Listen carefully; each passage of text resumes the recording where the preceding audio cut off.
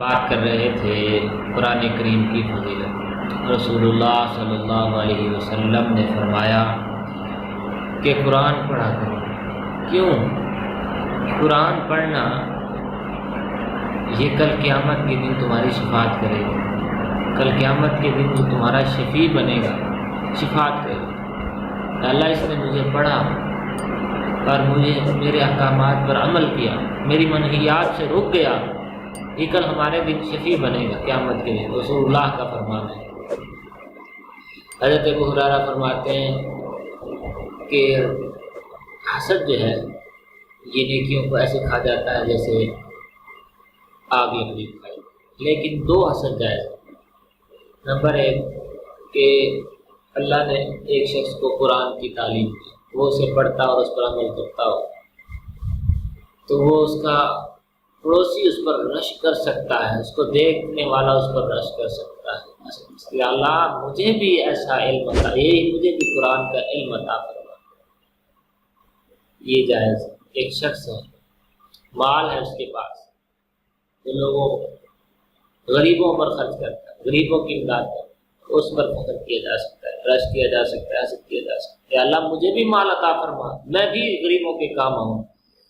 تو میرے دوستو، قرآن مال اللہ کی دین ہوتی ہے جسے دے نہ دے، لیکن قرآن یہ تو اللہ نے ہر ایک شخص کے لیے نازل کر دیا، پوری امت کے لیے، کائنات انسانیہ کے لیے اللہ نے قرآن کی تعلیمات جاری کر دی کہ جو شخص دین سیکھنا چاہتا ہے، دین کا علم حاصل کرنا چاہتا ہے، تو اس کے لیے ضروری ہے کہ قرآن کریم تلاوت کرے، قرآن کریم کو سمجھے۔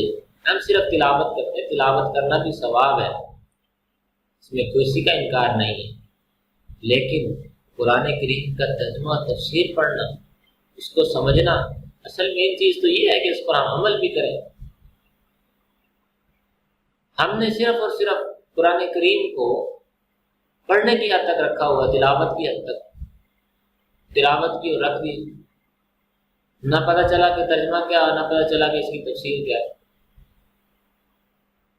تو امت کو چاہیے سابقہ امت کی طرف آئے، جیسے کہ ہمارے متقدمین فضیلت یافتہ تھے، پوری انسانیت پر غالب آ چکے تھے۔ کیوں؟ قرآن کی تعلیمات کو سمجھتے تھے۔ ہم نے قرآن کی تعلیمات کو سمجھ لیا۔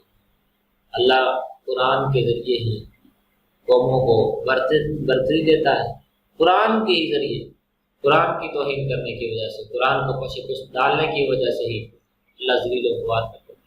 وہ معزز تھے زمانے میں، مسلمان ہو کر ہم ذلیل و خوار ہیں تارے کے قرآن کی تو فضیلتیں اتنی ہیں، اگر قرآن کی فضیلت قرآن کی آیات سے پیش کی جائے تو بے انتہا ہے، پھر احادیث تو شمار ہی نہیں ہے۔ اللہ نبی نے اتنی فضیلتیں بیان کی ایک ایک حرف پر۔ تم میں سے بہترین شخص، ہر شخص چاہتا ہے کہ میں دنیا کا اچھا اور آئیڈیل انسان بن جاؤں۔ فرمایا قرآن پڑھو، قرآن کی تعلیمات پہ عمل کرو۔ رسول اللہ نے فرمایا جو شخص قرآن پڑھتا ہے، اپنے بچوں کو، اولاد کو پڑھاتا ہے، حافظ قرآن بناتا ہے، اور وہ حافظ قرآن کی تعلیم حاصل کر کے اس کے اوپر عمل بھی کرتا ہے، تو وہ اپنے والدین کے ساتھ 70 لوگوں کی شفاعت کا حق رکھتا ہے۔ اس سے اگر ہم فضائل تو سنتے ہیں لیکن ساتھ میں وعیدات چھوڑ دیتے ہیں، یہ بہت بڑا ظلم ہے۔ امام فخر الدین رازی رحمہ اللہ فرماتے ہیں جو شخص صرف اور صرف اللہ کی رحمت کا ذکر کرے اور اللہ کے عذاب کا ذکر نہ کرے وہ بھی غلط، اور جو صرف فضیلتیں بیان کری جائے اور وعیدات ذکر نہ کرے وہ بھی غلط۔ تو ہم جہاں فضیلت ذکر کرتے ہیں وہاں پر ہم وعیدات کو بھی ذکر کرتے ہیں۔ اللہ کے نبی جو قرآن کو حاصل کرنے کے بعد، یاد کرنے کے بعد بھلا دیتا ہے، اس کے لیے بڑا سخت عذاب ہے۔ حافظ قرآن جو ہے اس کو چاہیے کہ دین کا متبع بنے، سنت کا متبع بنے، قرآن یاد کیا ہے اس کو یاد رکھے بھی اور ساتھ میں اس پر عمل کرنے کی بھی کوشش کرے۔ ایسا نہ ہو کہ کل قیامت کے دن جو 70 لوگوں کی اس بات کرنی ہے، یہ نہ ہو کہ اپنا بھی بیڑا گرک کر بیٹھے، الٹا قرآن اس کے خلاف بول رہا ہو۔